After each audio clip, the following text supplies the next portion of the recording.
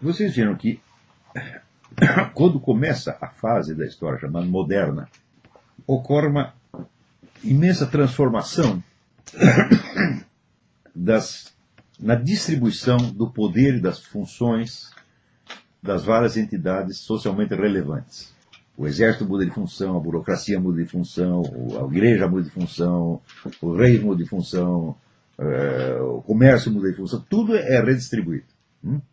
A partir desta época, a Igreja Católica achou que era muito importante ela se armar de poder temporal.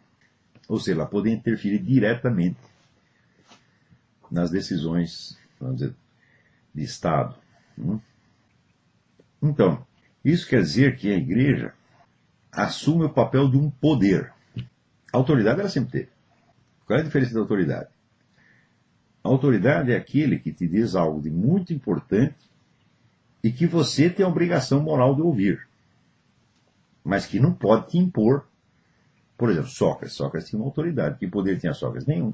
Ele tem autoridade porque ele estava falando a verdade. A pessoa pergunta, quanto é 2 mais 2? Ele diz, é 4. Quem diz que 2 mais 2 é 4, diz isso com a autoridade divina, porque quem foi que fez 2 mais 2 é 4? Foi Deus. Então, você tem toda a autoridade, mas você não tem o poder de se impor. Você não pode forçar as pessoas. A partir do momento que você começa a ser, vamos dizer, dotar de meios de impor a sua vontade, o que acontece? Automaticamente você perde a autoridade. Você ganha poder e perde a autoridade. Por quê?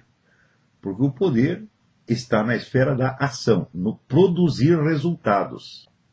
A autoridade está na esfera, vamos dizer, do saber e do julgar. Muitas vezes, por exemplo, há uma situação onde tudo que você possa fazer está errado. As alternativas são todas ruins. Então a autoridade te diz, você não pode fazer nada, aceite a derrota, porque essa é a sua obrigação moral. Mas se o sujeito não quiser, se ele quiser sair bem, ele vai ter que agir. Então quer dizer que uma certa tensão entre poder e autoridade é inevitável. Por quê? Porque existem dois planos diferentes. A autoridade está falando no plano, vamos dizer, das verdades universais, a qual todos nós devemos ceder. Mas o poder está atuando dentro de uma situação concreta específica, temporal. E às vezes muito urgente. Então isso quer dizer, é quase impossível que o poder sempre siga as determinações da autoridade. Quando eles se afastam, acontece como, vamos dizer, aquela fábula do cego e do aleijado. Eles se perdem no deserto, estão numa caravana, a caravana é atacada, morre todo mundo, só sobra eles. Qual é a coisa natural? O aleijado subir no ombro do cego, o cego, quer dizer, o cego carrega o aleijado, e o aleijado indica o caminho. Então essa é a imagem, quer dizer, a autoridade enxerga, e o poder age. Quando elas se separam, bom, um dos dois vai se ferrar, ou ambos. Não.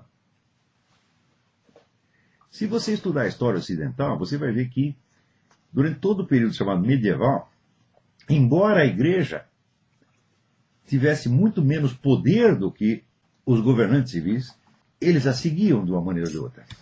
Porque a totalidade do conhecimento era sintetizado e organizado pela igreja. Ninguém sabia mais do que a igreja. Você está entendendo? Então quer dizer que era natural a quem tinha o poder seguir a autoridade, porque a autoridade está como o aleijado que está indicando o caminho para o cego. Na hora em que a igreja passa a ser também um poder, ela é um poder entre outros. Então a sua função de autoridade é automaticamente diminuída. Por quê? Porque aparecem outras autoridades concorrentes. Principalmente isso acontece com a reforma. Então você quebra a unidade do mundo cristão. Existem duas autoridades antagônicas.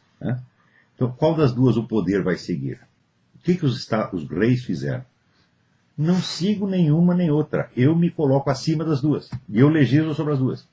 Está aqui os católicos e os protestantes se matando.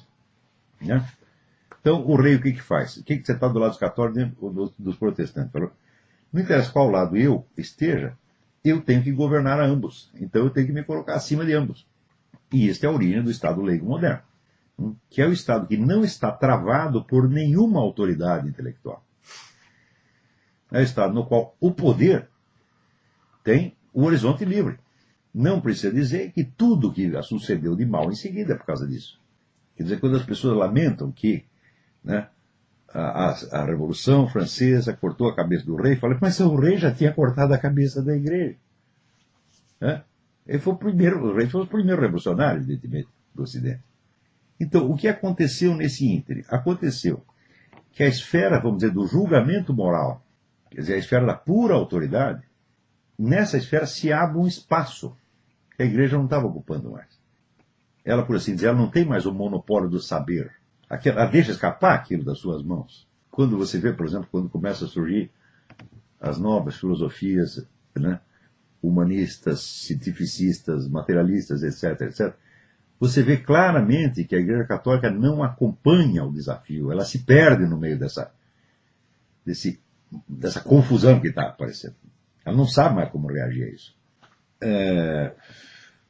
Às vezes você vê que a resposta que o pessoal da igreja oferece é até ingênua, em face da complexidade do que os seus inimigos estão armando. Quando você lê, por exemplo, a obra do Abade Barruel, a história do jacobinismo, né?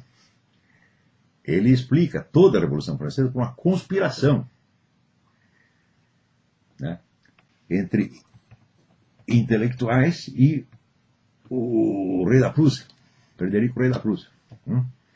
E, bom, isso foi uma das causas, sem dúvida, mas isso não é tudo. Então, tudo que o Barruel diz naquele livro, tudo verdade, tudo bem analisado. Só que falta milhões de outras coisas. Bom, um dos fatores que falta é justamente esse do qual eu estou falando aqui, que é o surgimento de novas formas de autoridade. A autoridade é aquela que faz o julgamento, inclusive o julgamento moral, de aprovação ou condenação, sem ter os meios de impor aquilo a ninguém. Então, essa é a esfera dos formadores de opinião. Durante muitos séculos, a igreja, sem ter poder nenhum, sem ter uma espada, sem ter um estilingue, era a grande e única formadora de opinião. Ninguém era mais inteligente do que os padres. Ninguém sabia mais do que eles. Então, ainda que eles não tivessem uma única arma, as pessoas acabavam seguindo a orientação deles pelo simples fato de que fora daquilo não havia nada. Então, quando a igreja se transforma ela própria num poder temporal, a própria divisão de trabalho requerida para isso faz com que as áreas de manutenção da autoridade sejam relaxadas. E que, portanto, o pensamento católico decline vertiginosamente de qualidade. Quando, por exemplo, você lê os pensadores católicos do começo da modernidade, como René Descartes, né? Então, você não pode comparar René Descartes, vamos dizer, com os grandes escolásticos do século XIII. Aquilo foi uma descida de nível absolutamente formidável. Ninguém pode duvidar da sinceridade subjetiva do catolicismo de René Descartes.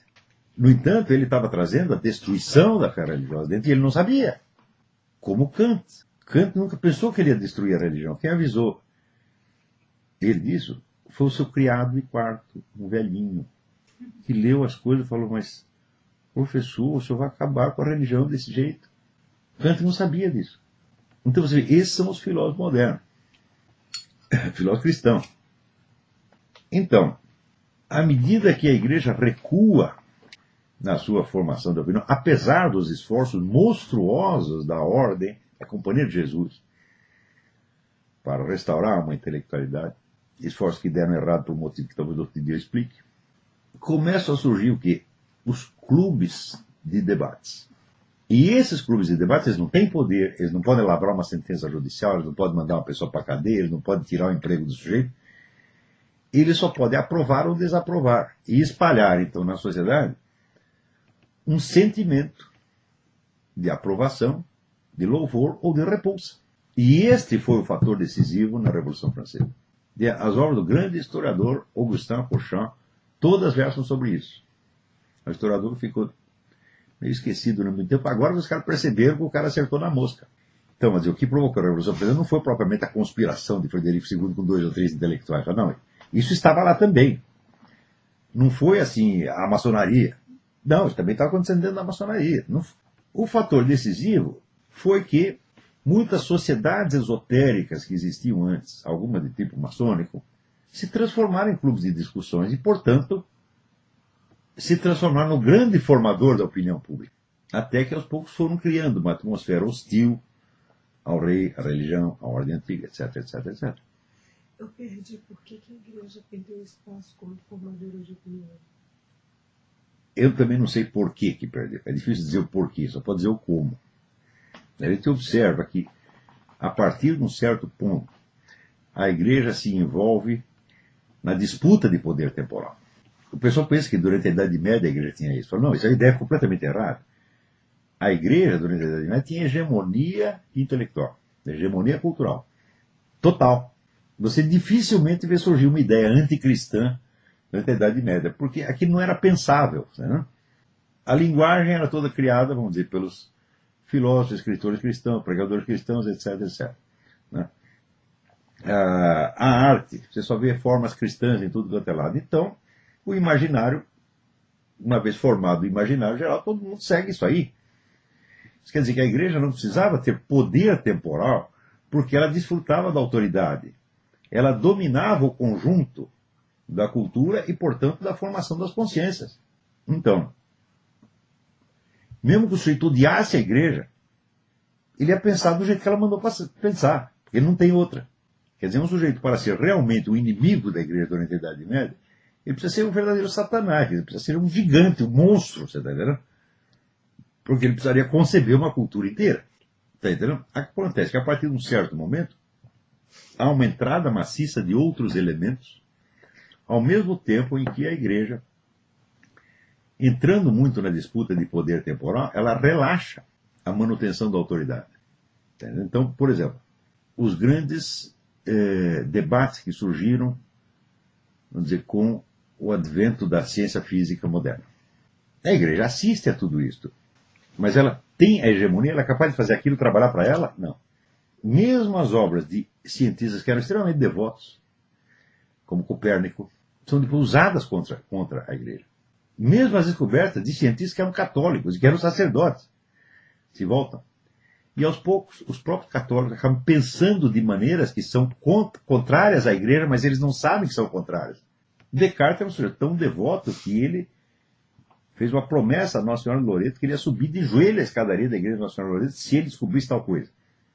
E quando ele descobriu, de fato foi lá. Você não vai negar que esse sujeito é devoto. Né?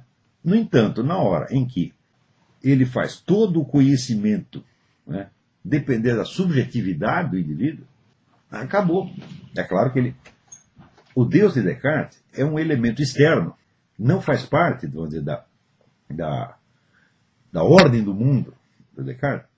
É um elemento externo que só serve para colar os meus pensamentos a um suposto mundo exterior. Ele já não é mais o centro de construção do universo. O centro de construção agora é a subjetividade do indivíduo. Não é centro de construção nem do universo e nem do conhecimento. Então, Descartes é um centro 100% subversivo e 100% errado, aliás.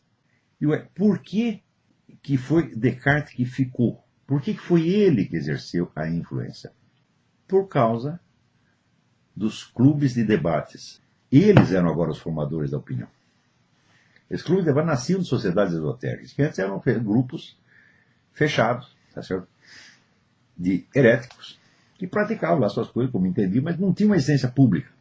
A partir do surgimento do mundo moderno, aparece, por exemplo, quando se funda a Royal Society na Inglaterra, né, que é a matriz da ciência moderna, né, todos os membros da Royal Society pertenciam às sociedades secretas, todos eles. Eram tudo esotérico, macumbeiro. Você pensa, cientista, materialista, objetivo, nada disso. Como foi possível acontecer isso? Você vê que a igreja tinha perdido mesmo a hegemonia. Eu acho que um dos motivos dessa perda foi, isso é só uma especulação, isso pode ficar para uma outra aula, mas eu vou enunciar aqui. Quando você lê Santo Tomás de Aquino, você vê que ele ainda tinha interesse muito profundo em assuntos que depois se tornaram esotéricos, que a igreja começou a abominar e jogou fora, como alquimia, astrologia, etc, etc. Para Santo Tomás, tudo isso ainda era um assunto muito importante. Mais tarde, o pessoal da igreja abomina tudo isso e não quer ouvir falar nada disso. Agora, as sociedades esotéricas, elas pegam para elas, e elas são detentoras de um conhecimento que pode ser equívoco, pode ser nebuloso, pode ser confuso, mas que trata de alguma coisa real. Essas sociedades esotéricas, por sua vez, se automultiplicam sob a forma dos clubes de debate. E os clubes de debate proliferam por toda parte e criam o que hoje chamam clima de opinião. Quem criava o clima de opinião antes era a igreja, agora são os clubes de debate. e depois via mídia, etc, etc. Né? Oi. Alguém dentro da igreja, na época da formação dos clubes de debate, quando esse clima novo, como os clubes já estavam formados, já tinha esses novos centros de autoridade, a igreja estava consciente desses centros de autoridade? Eles não, claro que sabiam que existia. Aqui é uma pergunta se a igreja estava consciente da existência desses clubes de debate. É claro que eles sabiam que a coisa existia, mas eles não estavam entendendo o processo. Eu dou como exemplo disso o próprio Abade Barroel, que ele, vamos dizer, buscando encontrar as causas da Revolução Francesa, ele tudo remete a uma conspiração de 4 pessoas. Entendeu? Eu digo, mas claro, essa conspiração existiu, mas ela não pode explicar tudo. É um processo imensamente maior. E vamos dizer, uma espécie de sociologia desses clubes de debate só veio aparecer no fim do século XIX com Augustin Cochin. Um pouco antes, o Hippolyte Taine havia arranhado esse assunto no livro A Origem da França Contemporânea. Mas o primeiro sujeito que entendeu o que aconteceu foi Augustin Cochin, no fim do século XIX, quer dizer, um século depois da Revolução. Isso quer dizer que as transformações sociais estavam acontecendo, a igreja não estava acompanhando. Ela estava ali que nem barata tonta no meio. Ela era um poder a mais, participava então do conflito de poderes e não tinha mais, vamos dizer, aquele controle do horizonte cognitivo, aquele domínio do horizonte cognitivo, domínio do espaço aéreo, como tinha antes. Então você vê, claro, que isso aí foi uma espécie de uma queda de nível intelectual. Você vê, na época de René Descartes, havia algum grande filósofo escolástico capaz de discutir com ele, desmantelar aquela coisa? Não tinha. E mesmo que tivesse, a opinião que acabou ficando como importante foi Descartes, Newton, etc, etc. Quando, por exemplo, um elemento importantíssimo é a formação da Royal Society. A Royal Society ela se arroga no papel, vamos dizer, da gerente geral das ciências, escondendo todo o lado, a inspiração esotérica que tinha por trás de tudo isso. E criando este mito da ciência moderna. Você vê, por exemplo, Newton tinha toda uma teologia pessoal que era antitrinitária. Ele negava a trindade, ele negava a divindade do nosso Senhor Jesus Cristo, e ele criava uma espécie de monoteísmo absoluto de tipo islâmico. Convinha, vamos dizer, a essa nova classe de intelectuais científicos esconder isso para baixo do tapete e criar o mito da autoridade científica do Newton, independente de qualquer pressuposto religioso, metafísico, etc, etc. Não esqueça que Newton só virou autoridade no mundo graças a Voltaire. Então, Voltaire que disseminou isso aí. E a visão que ele apresenta do Newton é aquela visão limpinha, né? Do jeito que ele só pensa em equações. Hoje nós sabemos que tudo isso que o Newton desenvolveu com a lei da gravitação universal era apenas um elo de um longo raciocínio teológico destinado a fundamentar aquele monoteísmo absoluto. E também nós sabemos, vamos dizer, que as leis de Newton não tinham o alcance universal que ele deu. Era apenas um instrumento descritivo adequado para certos aspectos da realidade. No entanto, Newton é colocado como se quase que não fosse o inaugurador de um novo mundo, é uma nova revelação. Teve Jesus Cristo e depois teve Newton. Então, isso mostra, vamos dizer, a igreja perdendo o controle, frequentemente olhando essas novas descobertas da ciência com um respeito indevido. Então, você não podemos esquecer que a própria igreja forneceu muita gente para esse exército dos formadores de opinião. Quantos padres não tinha ali no meio? Então, quando eu falo de intelectualidade, você precisa ver que a função eminente da intelectualidade não é tomar o poder, não é participar da política, e nem é ficar bonitinho em casa tratando de assuntos apolíticos etéreos. É criar a atmosfera geral da cultura. Está compreendendo? E ficar, vamos dizer, dentro da sociedade, como uma camada que, embora não tenha o poder de lavrar sentença judicial contra ninguém, de tirar ninguém da presidência da República, de tomar o emprego de quem quer que seja, ela pode criar uma disposição favorável ou desfavorável, pode julgar e absolver ou condenar moralmente ou intelectualmente tudo que se passa na sociedade. Essa é a nossa função. O problema do Brasil é que toda a camada que dentro da sociedade tem por incumbência fazer exatamente isso foi toda tomada por um determinado ativismo político. Então, ela não tem mais a função, vamos dizer, equilibrante, e saneadora que tinha antes. Ao contrário, ela se torna mais um fator de confusão. Porque ela não vai levar em conta tudo que está acontecendo na sociedade, olhar a coisa por todos os lados. Não, não, não. Ela vai tornar invisíveis todos os fatos que não lhe interessam, que são contrários aos seus interesses de poder. Minha crítica não é política, é crítica de ordem moral, infinitamente superior à política. Essas coisas que estão acontecendo no Brasil simplesmente não podem acontecer.